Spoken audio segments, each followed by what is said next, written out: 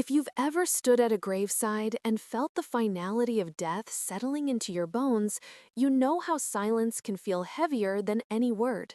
That morning, as icy wind swept through the cemetery in Briar Ridge, Colorado, I stood beside the coffin containing my husband of 41 years. My black gloves were trembling. My breath came out in white, shaky puffs. I was barely steady enough to remain standing when the pastor paused to let me throw a handful of soil onto the coffin. The second the dirt hit the polished wood, my phone buzzed inside my purse. At first, I thought it was another "Condolences, Lila" message. People had been messaging since dawn. My husband, Robert Markham, had been beloved in our little town. Quiet, hardworking, dependable. But when I pulled the phone out, the blood drained from my face. A message from an unknown number flashed on my screen. "I'm not dead. Leave the cemetery right now. Don't trust our sons." My knees buckled so suddenly that I had to grip the edge of the casket for strength. A roar filled my ears. My heart hammered so loudly that I wondered if anyone could hear it. I blinked, thinking maybe I misread it. Maybe the grief was making me hallucinate. But then another message appeared. "That man in the coffin isn't me. Act normal. They're watching." I froze. Hot panic surged up my spine. They? My sons, Evan and Lucas, stood only a few feet away, both dressed in black, both avoiding eye contact with each other, and yet both glancing at me occasionally with expressions I couldn't read. Their tears seemed forced. Their shoulders were stiff.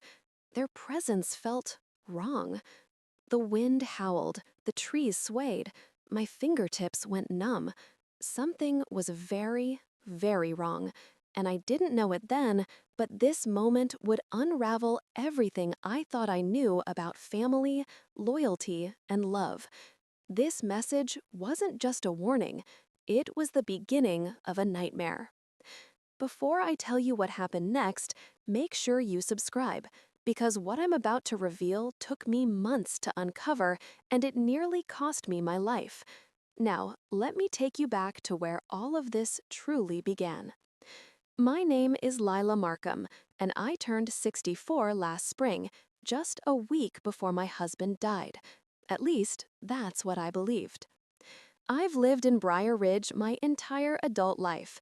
Some people call it quiet, others call it backwards. I always thought it was safe. Too small for secrets, too humble for greed. But I'm wiser now. I met Robert when I was 22 and working the register at Miller's Grocery on Main Street. He was already a respected carpenter, running a little workshop near Willow Creek. Every piece he made was crafted with patience and love. His hands were always covered in sawdust, but his smile was warm enough to melt any cold edge life threw at us. We married young and soon after had our two sons. Evan, our firstborn, sharp, ambitious, well-spoken. Lucas, 2 years younger, charming, social, always the center of attention. I raised them with my whole heart, and Robert devoted the best years of his life to giving them everything he never had. We weren't rich, but we were happy. Or so I thought. Looking back, the warning signs were always there. Small red flags I ignored, because what mother wants to believe her own children are capable of darkness? When Evan turned 17, he declared that he was done living like a poor family in a poor town. He wanted more: money, status, a life beyond Briar Ridge. Robert encouraged him, proud to see his son dreaming big. I was proud too. But as Evan grew, so did his resentment. "We live in a shack compared to others," he once snapped. "Dad's workshop makes pennies. Why don't you two sell the place and move somewhere better?" His words hurt Robert deeply, but he never argued. He'd simply nod and say, "You'll understand when you're older." Lucas, always eager to follow his older brother, absorbed every complaint Evan made. Soon, he stopped going fishing with his father and stopped helping in the workshop. Instead, he spent his time chasing money-making schemes online. By their early 20s, both sons moved out. Evan landed a job at a real estate firm in Denver.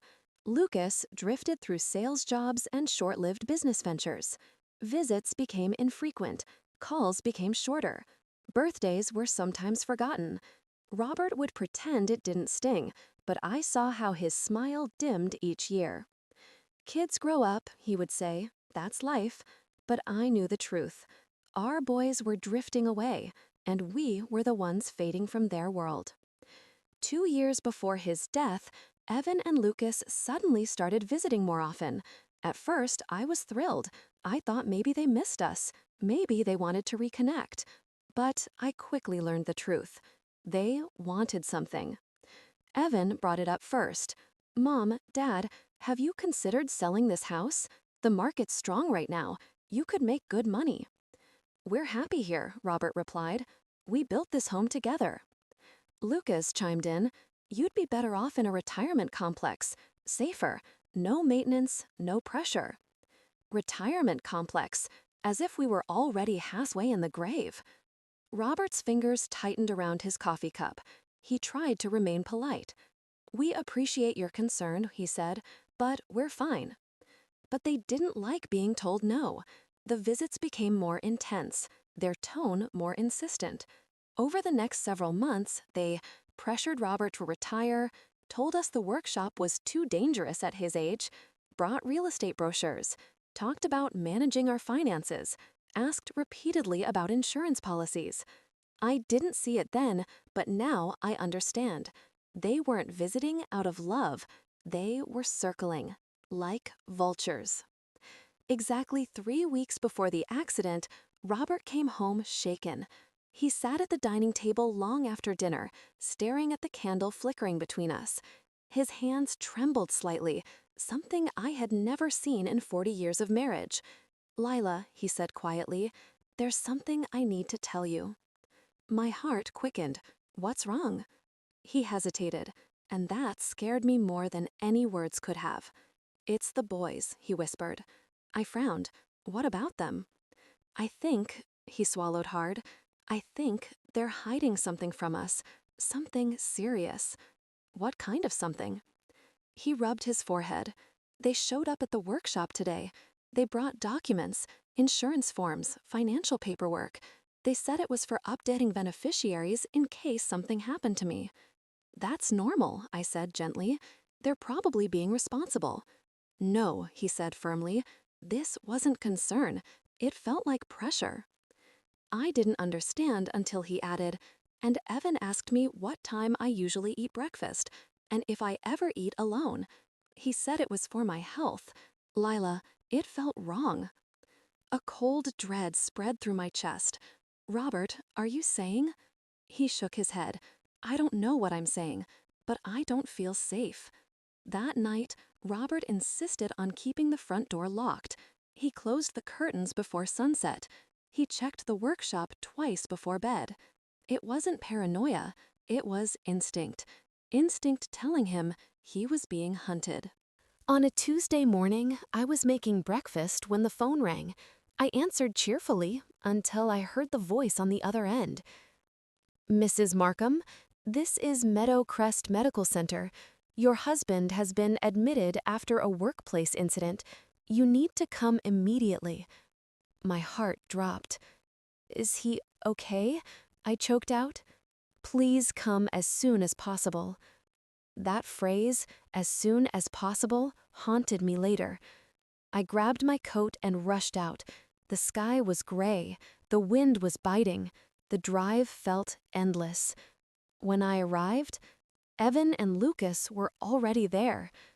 I stared at them, breathless. "How did you get here before me?" I asked. Evan didn't hesitate. "A neighbor called us." "What neighbor?" He looked away. Lucas's face was pale, but not with fear, with guilt. Inside the ICU, Robert lay unconscious, hooked up to machines, wires, and IVs. His skin was cold, his breathing shallow. A doctor explained that he had suffered a severe fall and possible chemical exposure. "What chemical?" I demanded. "We're unsure yet." I asked a nurse later. She said no chemical had been found, but Evan and Lucas insisted there was a chemical emergency, and they kept asking about insurance payout timeframes, death benefits, the workshop deed, Robert's financial accounts. Their voices didn't carry the tremble of grief. They sounded rehearsed.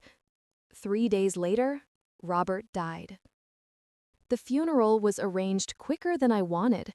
Evan booked the service, Lucas selected the casket. Everything was done with alarming speed.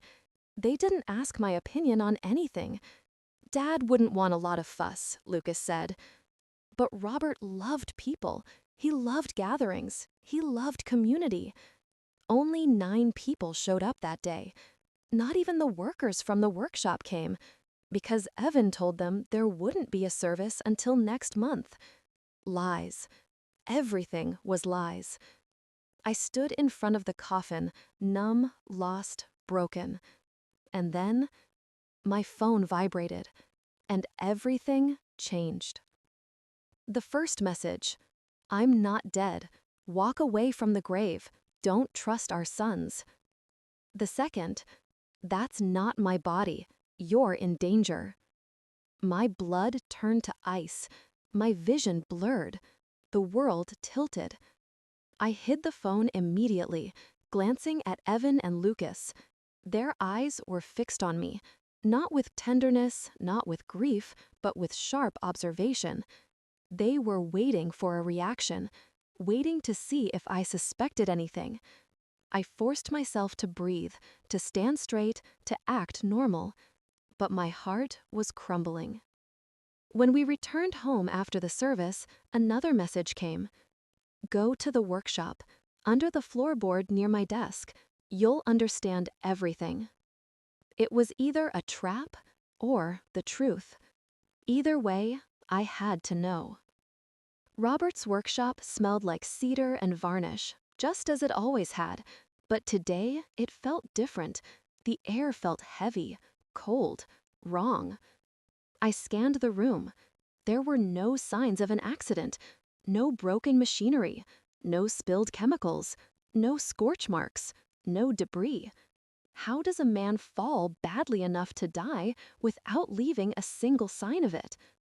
I moved to his desk, my hands trembling. Beneath the desk was an old, loose floorboard he had shown me once, years ago, when he hid birthday presents for the boys. I wedged my fingers under the edge and lifted it. My breath hitched. Inside was a metal tin, a folded note, a USB drive, copies of bank statements, a photo of Robert at a clinic. My hands shook as I read the note. "Leela, if you're reading this, something has happened to me. Do not trust Evan or Lucas. They've been acting strange, asking questions, pressuring me. There's something dark going on. Be careful. I love you." Tears blurred the words. The bank statements showed multiple withdrawals: $1,200, $2,900, $4,500, all within 3 months. Withdrawals Robert never made. And next to the signatures were my sons. I gasped. I pressed a hand over my mouth. My heart broke. My sons. My own sons. And the USB drive? It contained audio recordings, recordings of conversations Robert secretly captured in the workshop. Conversations where Evan and Lucas discussed, "Dad isn't careful at his age. One accident and boom, problem solved. His insurance will cover everything. Mom won't question it if we play our parts right." My stomach churned. Everything was unraveling. And then another message came. "Meet me tomorrow, noon, at the old cafe by Willow Creek. Come alone." The Willow Creek meeting. Night fell early in Briar Ridge that evening, the sky turning a bruised purple as clouds rolled in over the mountains. I sat alone at the kitchen table, the USB drive still clutched in my hand. Robert's handwriting burned into my memory like a brand. Don't trust Evan or Lucas. There's something dark going on. Every instinct in my body screamed that I was in danger, real danger, but I also felt this strange numbness, as though the shock had frozen every part of me except my mind, which was racing nonstop. I replayed the recordings 3 times that night. Each time, it got worse. I could hear Evan's voice clearly, smooth, confident, full of the cold calculation of a businessman who had rationalized away morality. Dad's tired. One slip in the workshop, and that's it. No suspicion. Then Lucas's lighter voice. And Mom? She won't handle it alone. We can manage her finances, move her somewhere safe. Safe. The word tasted like poison. The betrayal sliced deeper each time I heard it. My children, the boys I raised, the boys whose fevered foreheads I held through long nights, who cried in my arms when their dog died, had turned into men capable of planning something unthinkable. I barely slept, not a wink. My eyes were still open when the sun rose, painting the sky a dim gold. By noon, I was standing outside the old Willow Creek Cafe, a forgotten place from the 80s. It had closed 5 years ago when the owner passed away, but the shell of the building remained, quiet and faded, like a ghost waiting for conversation. This was the meeting point the message had mentioned. I approached cautiously. The parking lot was empty except for a gray pickup truck. My hands shook as I pushed the door open. The smell of dust hit me. Chairs were stacked on tables. Sunlight filtered through dirty windows. And at the far corner sat a man I'd never seen before. Tall, weathered face, gray hair, brown leather coat. He was stirring a cup of coffee from a thermos as if he had all the time in the world. He glanced up. "Mrs. Markham," he said, "I'm glad you came." My heart nearly stopped. "You're the one who sent the messages?" "No," he said gently, "but I was the one who told the messenger what to say." "Who are you?" He motioned for me to sit. "My name is Samuel Cross. I'm a private investigator. Robert hired me 3 weeks before he died." The world tilted. "Hired you? For what?" "To investigate your sons." The investigation Robert started. I slowly took a seat, every muscle tight with fear and disbelief. Samuel placed a folder on the table between us. He placed it quietly. "Robert came to me," he said quietly, "because he sensed something was wrong. He didn't know what exactly, but he suspected Evan and Lucas were lying to him about money." I swallowed hard. He said something to me about them acting strange." "That was only the beginning," Samuel said. "Your sons were drowning in debt. Evan owed $62,000 to a private lender in Denver. Lucas had racked up nearly $40,000 in illegal gambling rings." My stomach twisted. No, no, no, no, not my boys, not my sons. But the evidence Samuel slid across the table said otherwise. Bank statements, loan summaries, copies of pawn tickets, surveillance stills. Samuel continued. They saw their father's insurance policy as their salvation. Easy money, no witnesses, no trail. My hands shook uncontrollably. "So they killed him?" "Not directly." Samuel leaned in. "But they poisoned him." Everything inside me froze. "Poison?" He nodded. "A toxic substance, likely methanol. Small doses over time make the victim appear confused, unsteady, ill. A larger dose, it looks like heart failure or a stroke." I covered my mouth, trying not to sob. "They could have slipped it into his morning coffee," Samuel said, "or into the water bottle he kept in the workshop. You told me he always drank from it, correct?" I nodded. "Robert never went anywhere without his water bottle. He preferred it to coffee, especially in his later years." "Your sons knew that," Samuel said softly. A tear slid down my cheek. Why didn't the hospital see the poisoning? Because, he replied, the doctor who signed the death certificate owes money to the same lender Evan does. I felt sick, physically sick. Robert suspected something, Samuel added, but not the full truth. He thought the boys were planning something. He didn't know they'd act so soon. Then, why did you message me? I whispered. Samuel folded his hands. Because I've gathered enough evidence to prove everything, but I needed you to know the truth before we go to the police. Why send messages anonymously? Why scare me like that? Because, he replied, you were being watched. Evan had told people, Mom's unstable lately. They were setting the stage to declare you mentally unfit. I gasped. That way, Samuel continued, if you ever questioned what happened, nobody would believe you. My heart broke, literally fractured inside my chest. My sons, my boys. They're not the same boys you raised, Samuel said gently. They made choices, terrible choices, and now we have to make ours. He handed me another folder. Inside were recorded phone calls, printed transcripts, photographs of Evan buying a small unmarked bottle at a hardware store, screenshots of Lucas searching symptoms of methanol poisoning. I felt like I was outside my own body, watching someone else's life crumble. Then Samuel said something that made my blood run cold. There's more. My eyes lifted. They're planning to do the same to you. I stopped breathing. They rushed the funeral. They're pushing to sell your home. And last night, he slid his phone across the table. This is a recorded call between Evan and Lucas at 11:42 p.m. I pressed play. Evan's voice came through the speaker. Mom's too suspicious now. We need to move fast. Lucas replied, same plan. Make it look like grief.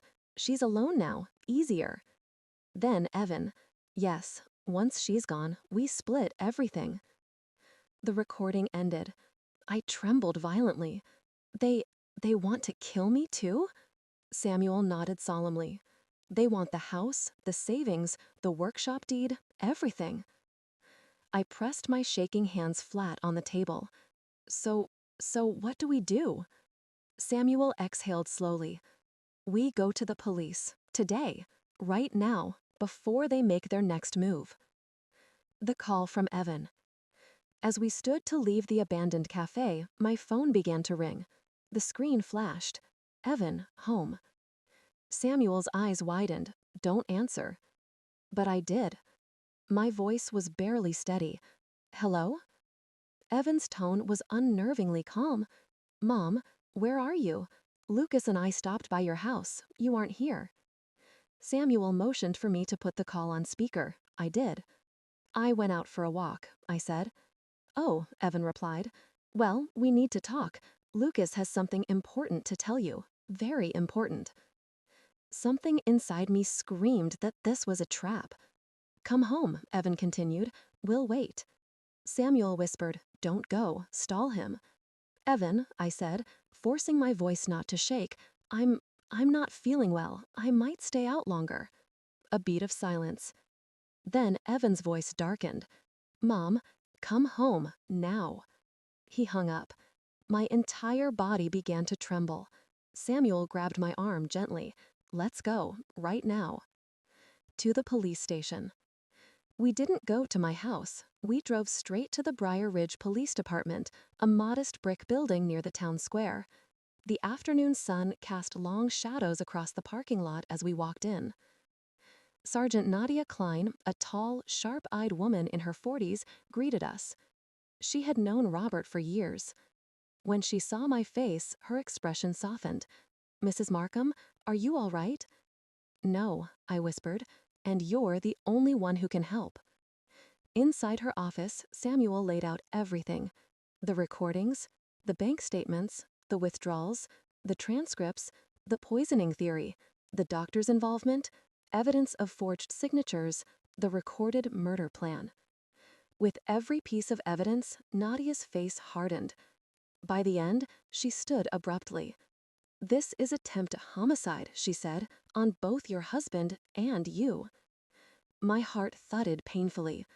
"I'll get a judge to issue immediate warrants," she said, "and protective custody for you." She turned to Samuel. "Where is she staying?" "She can't go home," Samuel said. "They'll expect her there." Nadia nodded. "We'll put her in a safe house, tonight." Everything moved quickly after that. 2 patrol officers escorted me out a back entrance to avoid being seen. They placed me in an unmarked car. As we drove away, Samuel called out, "Stay strong, Mrs. Markham. This isn't over, but you're not alone now." The Safe House. The Safe House was a small cabin on the edge of Briar Ridge's forest line, secluded but sturdy. A young female officer stayed with me through the night. The cabin felt both eerie and comforting at once. I sat on the sofa, staring at the blank wall, trying to process everything.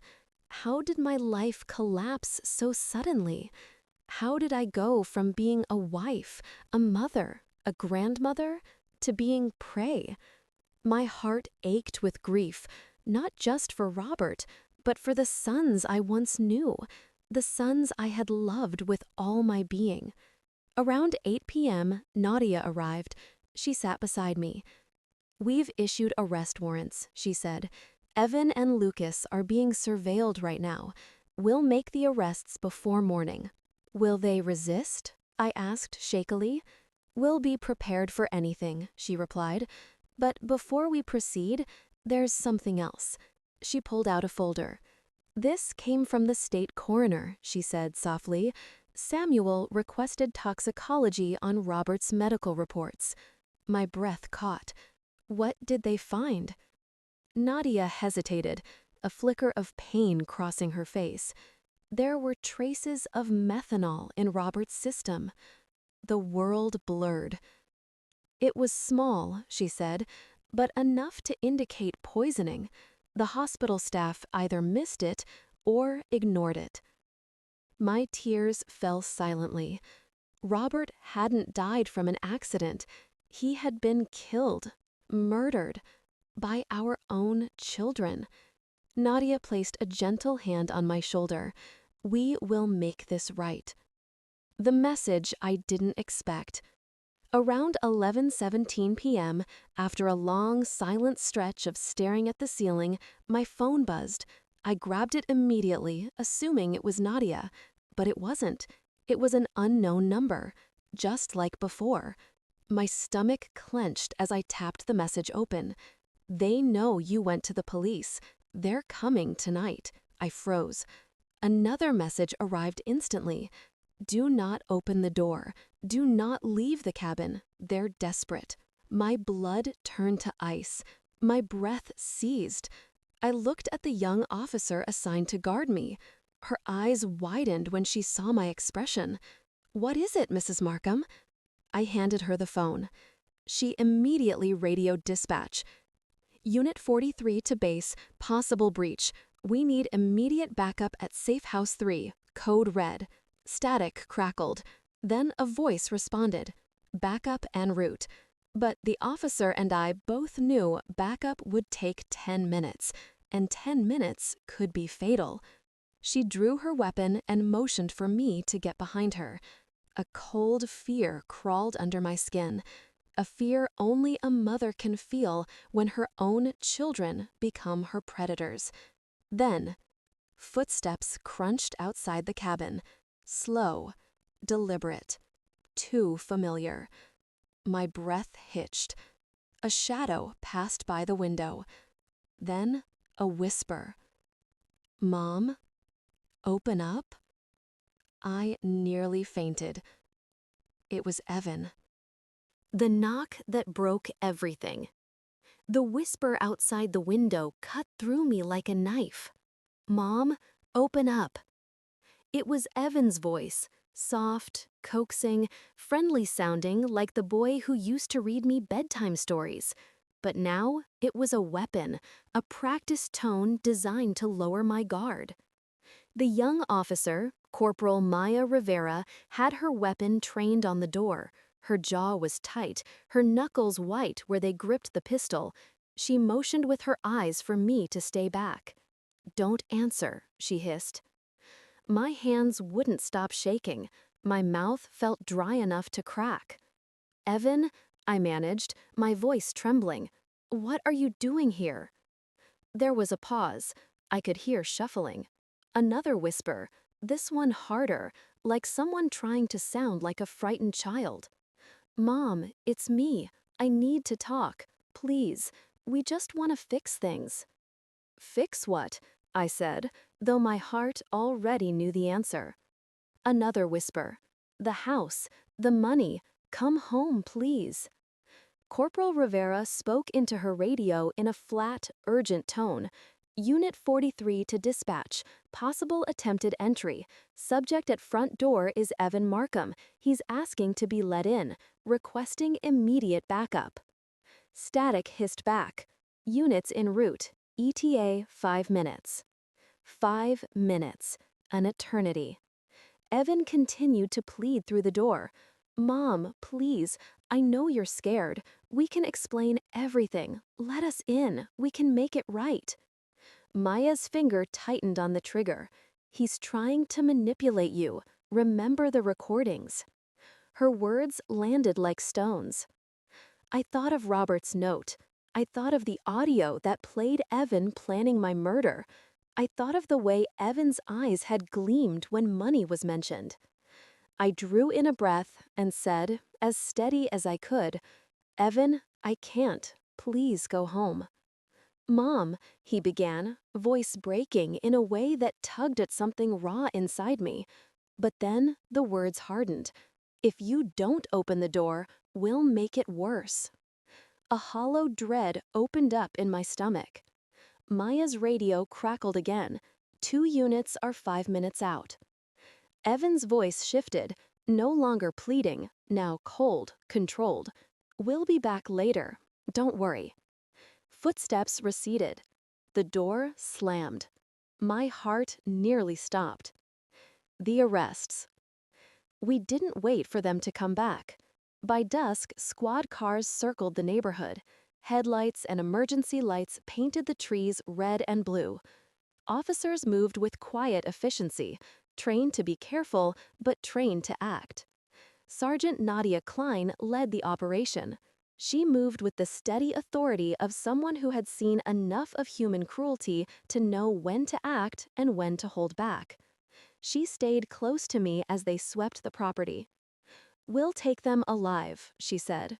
"We need to be sure we can stand in court with clean evidence." There were no dramatic chases that night. There didn't need to be.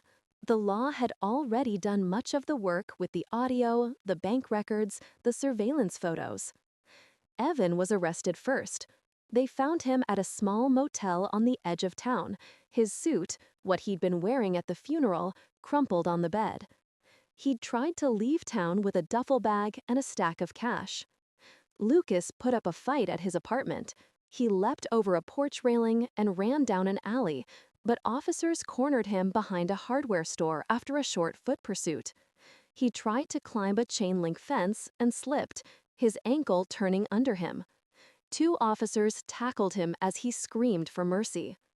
Both men were cuffed, read their rights, and led to different squad cars. They looked at me as they were taken away. There was no hint of remorse in either son's face, only a wild, feral fear at being caught. Evan's eyes met mine for a moment. In their depths, I could still see the boy who'd once learned to ride a bike on our street. Then, that boy vanished, replaced by a man who had chosen a different path.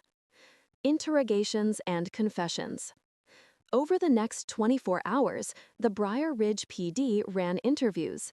The DA, Marla Donovan, flew in from the county seat because the case was too big to risk mishandling locally. Inside the interrogation room, Evan sat across from a thin, steady-faced detective. The recorded conversations played again and again, grainy audio of him and Lucas plotting, the hardware store receipt with Evan's name printed on it, the text messages that coordinated their lies. Lucas tried to get ahead of the evidence by claiming coercion, that he'd been pressured by Evan, that he was the weaker of the two. But paper trails don't lie. Lucas's phone revealed searches, terms about methanol, poisoning symptoms, and how to make it look like a stroke. At one point, Evan's mask slipped.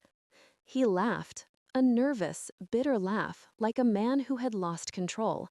It was supposed to be a plan, he said. We'd take what we needed, pay off the debts, live our lives. The detective's voice was cold. You killed your father. Evan's face darkened. He was an old man. He was going to die anyway. We just sped things up. Lucas wept and babbled about lenders, pressures, men who threatened them. He said Evan had taken him down a path. At times, he sounded like a frightened child. At others, like a hardened accomplice. But the evidence was damning. The transcripts, the purchases, the bank withdrawals, the recordings, each one built a damning case. There was no reasonable doubt that either of them had motive and means. The medical examiner and the corruption. One of the troubling revelations that emerged during the investigation was the role of Dr. Harold Pierce, the physician who had certified Robert's death as cardiac arrest secondary to accidental trauma. Dr. Pierce's signature had been on the paperwork fast-tracked by Evan. The coroner's office, under the push from the DA and a court order, exhumed Robert's body. Toxicology reports, backdated to the earliest samples, revealed traces of methanol, enough to suggest poisoning. When Dr. Pierce was subpoenaed, he claimed he'd been mistaken. He had relied on the family's statements. But his bank records told a different story. Cash deposits linked to Evan's known associates appeared around the time of Robert's hospitalization. The idea of a small-town doctor corrupted by cash was almost impossible to swallow, but the truth was a gut punch. Sometimes, financial desperation bleeds into professional ethics. Dr. Pierce was arrested for falsifying medical records and obstruction. The town shook. People gossiped at the post office and on the sidewalks of Main Street. My phone buzzed constantly. Some messages supportive, others cruel. A few old friends warned me that the scandal would ruin any chance of peace in Briar Ridge. I ignored them. The only thing that mattered was that the men who had planned Robert's death were behind bars. Only a week after the arrests, the preliminary hearing began. The courthouse, one of those old stone buildings with high arches and a sense of gravitas, held a packed audience. Friends, neighbors, reporters from the regional paper, and family members came to watch the drama. I sat in the back with Samuel at my side, holding my hands folded so I wouldn't fidget. The DA's team laid out their case with surgical precision. They played the recordings in court. They displayed the surveillance images. They showed the bank statements and the hardware store receipt. They called the coroner's office and the lab tech who confirmed methanol. Evan and Lucas's defense attorneys tried to poke holes, claims of desperation, emotional instability, the pressures of debt. They suggested that my grief had biased my perception. They called witnesses who described the boys as loving sons who had simply made poor financial choices. But the recordings, those were like a cold, undeniable truth. There was no theater in those voices, only the same plans and the same cruelty that had been recorded in their own words. Judge William Hargrove, a stern man with a reputation for fairness, looked down at the defendants with an expression that seemed to say he was disgusted more than surprised. Based on probable cause, he said, I am ordering both men held without bail. The charges will be upgraded to first-degree murder as the investigation continues. I felt a release of breath I didn't realize I'd been holding. But with the formal charges came something else, publicity. The town's name was on everyone's lips. Neighbors took sides. Some sent letters of support, others kept their distance. Old friends avoided my gaze. The emotional toll was heavy. Samuel and I sat in his car after the hearing with the cold wind whipping at the windows. "You did the right thing," he said simply. "For Robert," I whispered. "For the truth." A fractured family, the aftermath. With Evan and Lucas in custody, Briar Ridge attempted to pick up the pieces, but the family felt irreparably fractured. I received letters, some angry, some pleading. There were messages from Lucas's estranged ex-girlfriend, from Evan's former business partner, and from people whose lives intersected with the boys in strange ways. Some wrote to apologize for not seeing the signs. Others wrote to spread hurtful gossip. One afternoon, a letter arrived that shook me the most. It was from Jillian, a woman who used to be close friends with my sons in high school.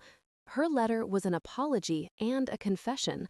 She wrote that she had been approached by Evan months earlier, asked to help with a plan in exchange for money. She had refused. She didn't know if she could have stopped them, and for that, she was sorry. It hurt to read that someone I once trusted had been roped into the shadow of my son's choices. Yet, in the rest of the town, not everyone condemned Evan and Lucas. A few people said things like, they were pushed by darkness, or they were good boys who made bad choices. Those comments cut like knives.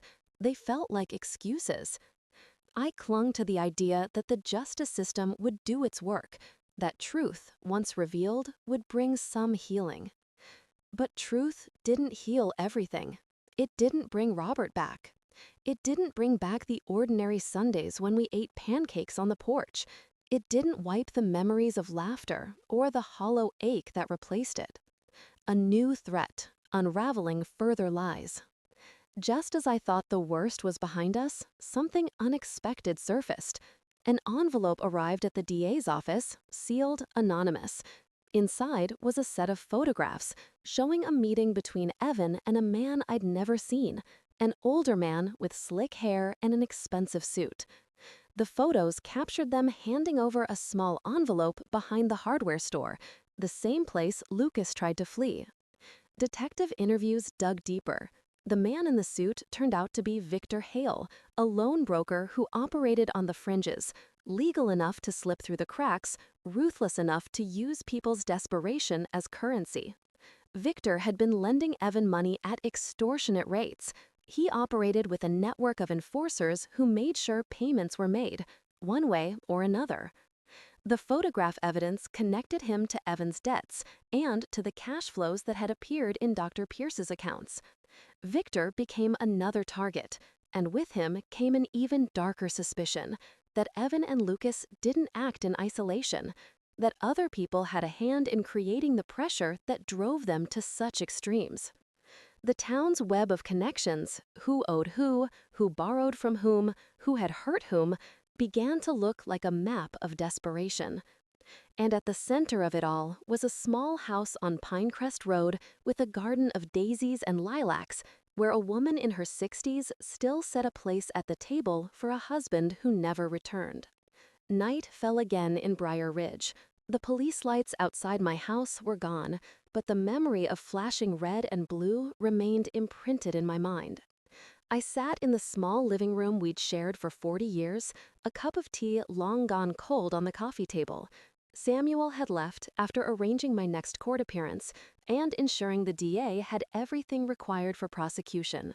I touched the metal tin Robert had hidden in the workshop, his handwriting a ghost on the page. It hurt in ways I couldn't describe, not only the physical pain, but the sense that everything familiar had been stolen from me. Yet beneath the pain stirred a quiet resolve. Robert had left me a way to the truth. He had trusted a private investigator. He had hidden a USB drive under a floorboard like a whisper beneath the floor. If he had done that, then he had known, deep in himself, that the truth was the only thing that could save me. And so I sat there in the dim glow of the lamp, and I promised myself in that quiet hour that I would not let fear win. I would tell the story, I would stand in court, I would help the DA build a case so solid that the men who had planned this crime would never hurt another family. Because if there's one thing I've learned in the weeks since Robert's death, it's this: truth is a fragile thing, but when you hold it and show it to the light, It has a terrible, beautiful power. The days leading up to the trial passed in a strange haze. Each morning, I woke expecting to hear Robert's soft footsteps in the hallway, expecting to smell his morning coffee, expecting to hear his humming at the kitchen sink. Instead, the house felt too quiet, too hollow, too heavy with echoes. I filled the silence by preparing for court. The DA, Marla Donovan, was determined to build a case so watertight that no defense attorney in the world could penetrate it. She visited me often, sitting across from me at my dining table with folders, transcripts, and a relentless focus. "You are our most important witness," she told me, "not because you saw the crime, but because you lived inside the story. The jury needs to understand who Robert was and what your sons became." Some nights, I cried after she left. Other nights, I felt a strength inside me, small, trembling, but burning like a candle in a dark room. I owed it to Robert. I owed it to the woman I had been before betrayal shattered my life, and I owed it to the truth. The trial begins. The courthouse swelled with people on the first morning. Reporters lined the stone steps, microphones ready. Families from Briar Ridge and neighboring towns sat shoulder to shoulder inside, waiting for what had become, in their eyes, a spectacle. I walked through the heavy wooden doors accompanied by Samuel Cross. His presence was calm, grounding. He wore a charcoal gray suit, the same one he'd worn the day Robert hired him. He said it felt like respect. Inside the courtroom, Evan and Lucas sat at the defense table in crisp suits provided by their attorneys. Seeing them like that, cleaned up, polished, hands folded, felt like a cruel trick of the eye. For a moment, my heart clenched. I saw my sons again. But then, the recordings echoed in my mind. We need to get rid of Mom, too. Make it look like grief. No, the boys I raised were gone. These were the men who replaced them. Judge William Hargrove presided, his stern face unreadable. He cleared his throat, and the room fell silent. The court will now hear the case of the people versus Evan Markham and Lucas Markham. A storm of emotion rippled through me. Marla delivered her opening statement with the precision of a surgeon. "This case is not about tragedy," she said. "It is about choice. These men chose greed. They chose deception. They chose murder." Evan stared straight ahead. Lucas stared at the floor. I braced myself for the long hours ahead. The evidence unfolds. One by one, the pieces came together. 1. The financial motive. A bank investigator testified first. She explained the debts, over $100,000 between the brothers, and the timing of their withdrawals. She showed the jury charts of their spending habits, gambling dens, private lenders, cash advances. They were drowning financially, she said, and Mr. Robert Markham's insurance payout was their lifeline. The jury watched as the numbers grew, red and damning. 2. The fake accident. Next, the hospital nurse testified. She explained Robert's symptoms: confusion, vomiting, sudden blindness, collapse. All consistent with toxic poisoning. But she had been instructed by Dr. Pierce to write accidental trauma. Her voice trembled. I didn't question him. I trusted he knew better. 3. The corrupt doctor. Then Dr. Pierce was brought in under escort. Gray, exhausted, defeated. He admitted to signing off on the false death certificate. I was paid, he said, eyes lowered. A gasp moved through the courtroom. I closed my eyes, feeling Robert's voice remind me again, don't trust what you see. 4. The recordings. The room shifted when the audio files played. The scratchy sound of Evan and Lucas's voices filled the air like ghosts. Evan: "Dad's suspicious. We need to act." Lucas: "Just slip it into the bottle." Evan: "After Mom, it's over. We get everything." Some jurors looked away. Some stared at the brothers like they were seeing monsters. One woman covered her mouth. I felt a tear slip down my cheek, not for my sons, but for the innocence that once lived where their greed now sat. 5. The photos. Then Marla presented the surveillance images of Evan buying the methanol. The timestamp matched the day before Robert fell ill. 6. The anonymous tip. Finally, Samuel Cross testified. He described everything: Robert's fears, the hidden USB, the investigation, the recordings, the attempted break-in at the safe house. He spoke clearly, respectfully, with a strong moral weight. He ended with, "Robert Markham saved his wife's life. Even in death, he protected the woman he loved." Tears blurred my vision. The courtroom fell silent. When they called my name, my legs felt like they were made of glass. I stepped up to the witness stand, placed my hand on the Bible, and swore the oath. The courtroom stared at me. Marla approached gently. "Mrs. Markham, can you tell us who Robert was to you?" My voice trembled, but it held. "He was my partner for 41 years, I said. A man who fixed things with his hands and healed people with his kindness. He loved me every day of his life, and he loved our sons." I looked at Evan and Lucas.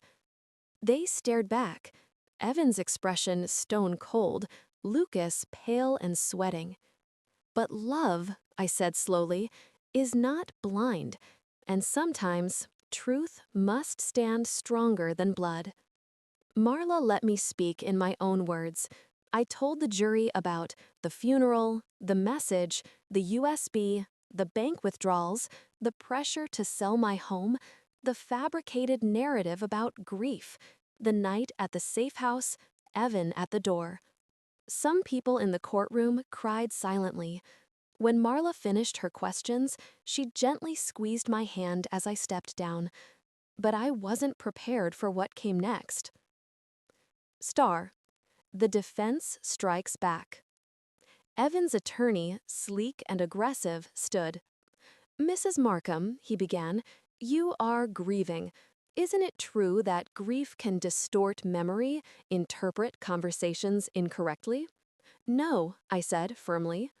"You've recently been under mental strain, haven't you?" I looked him dead in the eyes. "The only strain I've suffered is surviving an attempt on my life." He blinked. The courtroom murmured. He shuffled through his papers and tried a new tactic. "You said your sons pressured you about finances. Isn't it possible they were simply concerned, that they wanted you to move somewhere safer?" I leaned forward, my voice quiet and sharp. "You don't poison your father out of concern. You don't plan your mother's death out of love." The defense attorney faltered. He tried one last blow. He tried one last blow. "You raised these boys.